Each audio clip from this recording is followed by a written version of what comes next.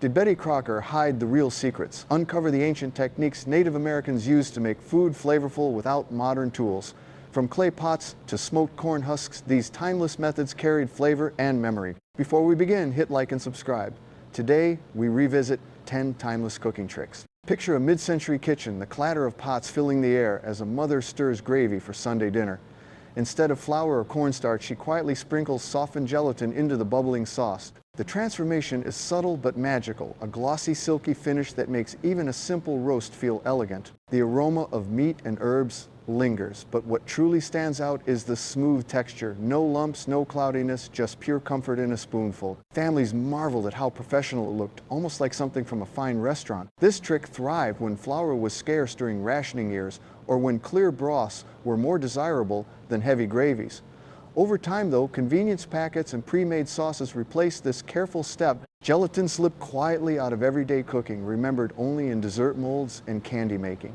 Yet it still holds the power to lift a meal from ordinary to extraordinary. Many of you may recall watching an older relative do this without explanation, as though it were second nature. It was one of those secrets passed hand to hand, never written down, but deeply lived in the rhythm of family meals. Think of opening the old icebox in the 1950s, pulling out a limp stalk of celery that had lost its snap. Instead of tossing it, home cooks had a trick: drop the pale green sticks into a bowl of ice water and let them rest. Slowly, like magic, the celery revived itself, snapping crisp again, beads of water glistening on its ribs. That sound of crunch, sharp and clean, was the reward. In a world where refrigeration wasn't as powerful as today, this little rescue meant every salad could still sing with freshness. It mattered more than convenience. It was about thrift. Families couldn't afford to waste produce, especially during rationing or leaner years. Betty Crocker's guides made this advice common knowledge, saving countless vegetables from the compost bin. Over the decades, with modern packaging and stronger fridges, the trick was forgotten, tucked away in the margins of old cookbooks. But if you try it today, you'll feel the same small joy, an ordinary vegetable springing back to life in your hands. It's a reminder of how our grandparents stretched every penny and found freshness in the simplest ways. If you're enjoying this trip, hit like and subscribe for more.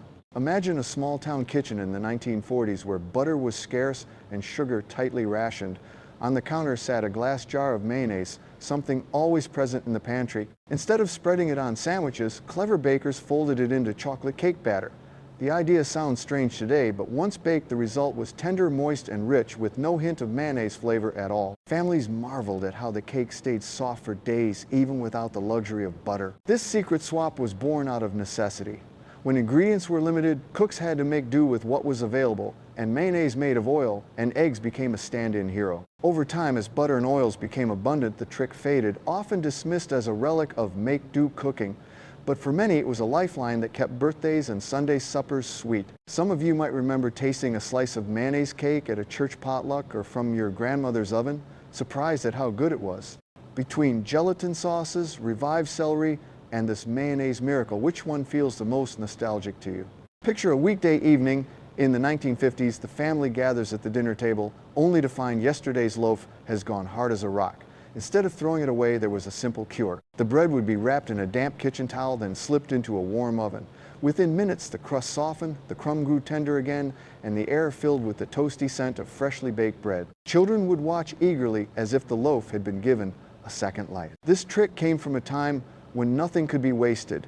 Bread was precious, every slice stretched to feed a family through rationing and leaner years. Unlike today, when stale bread is often discarded without thought, homemakers of the past turned to resourcefulness as a daily habit. With a little patience, they transformed what seemed ruined into something nourishing once more. Even now, trying this method brings a kind of quiet satisfaction. It connects us to a mindset where food was never disposable and every crumb carried value. The warmth of that oven carried not just bread, but the memory of resilience. Step into a kitchen of the 1960s where pie making was almost a ritual.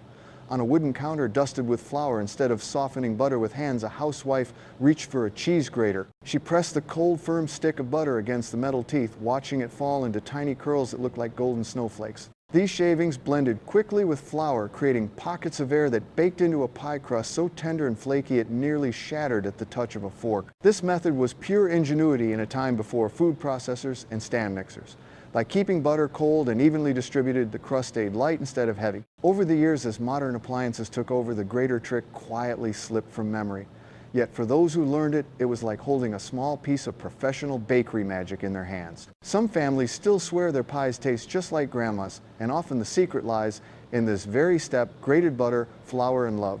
It was patience made visible and flavor made unforgettable. Your comments keep these memories alive. Drop yours below. In a quiet kitchen of the 1940s, summer gardens spilled over with parsley, rosemary, and thyme. Rather than let those herbs wither, homemakers would chop them finely and press them into small glass jars, covering every sprig with golden oil. When winter came and the air outside grew sharp and cold, they could spoon out that fragrant emerald mixture to stir into soups or drizzle over roasted meats.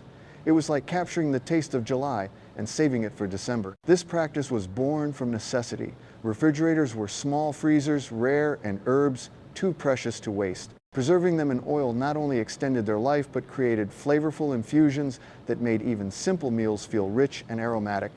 Over time, with supermarkets offering year-round produce, the tradition faded. But the wisdom remains: food tasted different when it carried the memory of a garden. Try it today, and you'll see why it mattered. It's a little jar of history on your shelf, waiting to be opened. If you're enjoying this trip, hit like and subscribe for more. Between bread revived in ovens, pies made flaky with grated butter, and herbs preserved in oil, which of these old tricks would you bring back to your own kitchen? Picture a farmhouse kitchen in the 1930s where a big pot simmered slowly on the stove.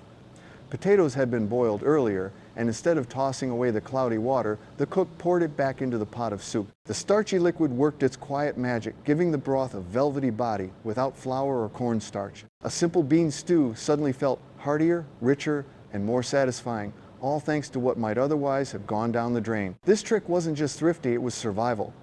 During the Depression and wartime rationing, every ingredient had to do double duty. Potato water turned into a hidden gift, stretching meals further while keeping them wholesome. But as instant mixes and thickening agents became the norm, the practice slipped away, remembered mostly by those who grew up in kitchens where nothing was wasted. Even today, stirring potato water into a pot of soup brings back that same sense of resourcefulness, connecting us to a time when flavor and frugality walked hand in hand. It was a small act with a big impact carved into memory by necessity. Imagine a summer afternoon in the 1940s when kitchens buzzed with the scent of bubbling fruit. After pies and preserves were made, there was always a bowl of leftover juice, appleberry, or grape. Instead of wasting it, resourceful cooks poured the liquid into a pot with sugar, boiling it down slowly until it set into a shimmering jelly. Spread on toast in the chill of winter, it tasted like sunlight trapped in a jar. This wasn't about luxury. It was about stretching every harvest to its fullest.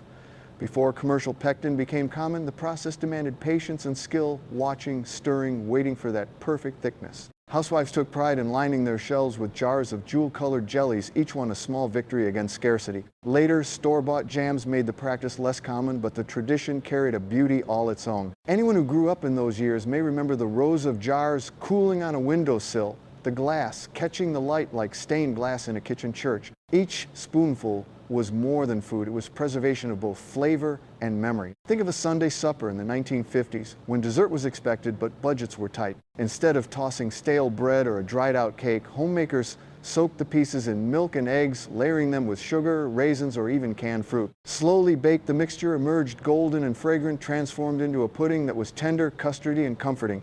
What began as scraps became the sweet centerpiece of the table. This thrifty trick was more than practical, it was emotional. Families learned that joy could come from reimagining what they had, not from buying more. Bread pudding carried the warmth of resourcefulness, of making do without feeling deprived. Over time, as packaged snacks and store-bought desserts became the norm, the pudding lost its everyday place, reserved instead for nostalgia or holiday tables. Yet every bite today still carries the echo of kitchens where nothing was wasted and love was baked right into the dish. From potato water soups to jars of homemade jelly and bread puddings rising from scraps, which of these old practices feels closest to your own memories of family cooking? Picture a holiday table in the 1960s shimmering with color. A tall mold of Jell-O stacked in bright layers of red, green, and orange stood proudly at the center. Inside, slices of banana, canned peaches, or cherries floated like jewels, topped with a soft cloud of whipped cream. It wasn't just dessert, it was celebration itself. Children pressed their noses to the dish, waiting for the first wobbly slice, while parents admired how something so simple could feel like a party on a plate. This tradition thrived in an era when inexpensive ingredients needed to stretch across big families and gatherings. Jell-O was cheap, cheerful, and endlessly customizable. But as taste shifted toward fresh fruit and more natural sweets, these rainbow molds slipped into memory, living on mostly in vintage cookbooks and holiday photos. Even so, making one today feels like a time machine back to church, picnics, potlucks, and family feasts. It's not just dessert, it's a snapshot of togetherness. If you've enjoyed this nostalgic journey, hit like and subscribe for more trips down memory lane. And that's our journey through 10 timeless cooking tricks, blending Betty Crocker's clever tips with the ancient wisdom of Native American kitchens. These weren't just recipes, they were lessons in resilience, thrift, and creativity. If any of these sparked a memory, share it in the comments so we can keep these stories alive together. Thanks for watching, and I'll see you in the next trip down memory lane.